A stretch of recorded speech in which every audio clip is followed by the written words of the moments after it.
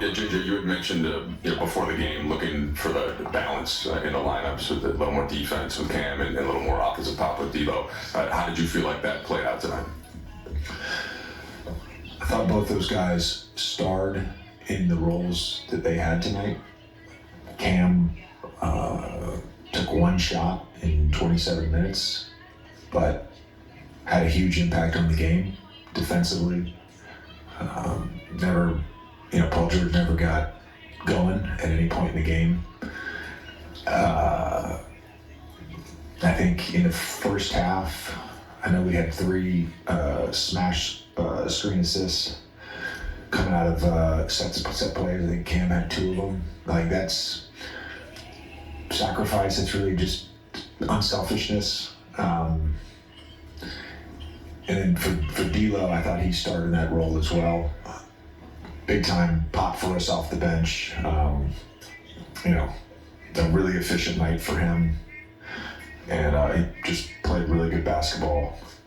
But I thought across the board for our group, it was a group win. We had a very professional approach to the game. We had a very professional approach to the game plan, to some attention to detail stuff. Our transition defense wasn't perfect, but we had numerous possessions where the things that we wanted to see and we emphasized in our meeting this afternoon were either visible or you could, hear it. There was an auditory component to it in terms of the talk and the communication.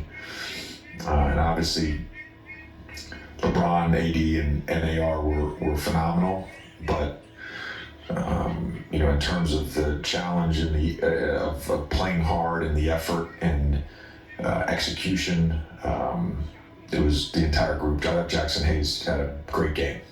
The stats won't jump out at you, but he was awesome tonight. Gabe Vincent was solid again. So it was, for us, it was a group win, and I was really just happy for the group to connect again, if that makes sense. Where you can sometimes go out on the road and things don't go your way, and it's not that we've splintered. We haven't done that at all. The group has been awesome, but sometimes you need to win. Sometimes you need to play well to feel that connection, and I thought the group had that tonight. Quick follow-up on D'Lo, and you hinted at this before the game, but just the way that he handled it, how aggressive he was, and you kind of predicted that in a way, just based on how you guys have been communicating. But is that encouraging for you from a attitude standpoint as you now move? Yeah, I'm not surprised that he approached the game the way that he did, and that he had the performance he had.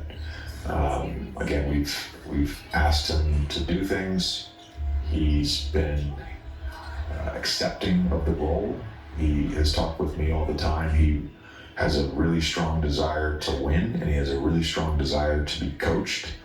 And our communication level from June 20th to today has been nothing but open, honest, and transparent. And I would assume it will continue to be. But he was,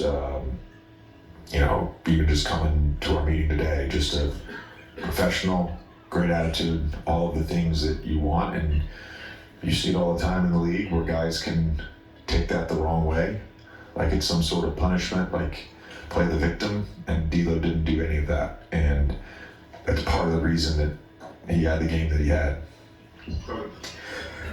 And JJ, now that you made the starting lineup change, now it seems like Cam's going to be the guy defending it's all fluid. Cam was the guy defending Paul George. He's the main perimeter defender. Austin had his best shooting performance in a while. Is there a benefit to Austin in that sense? And if you have Cam out there, he can be a little bit more free offensively.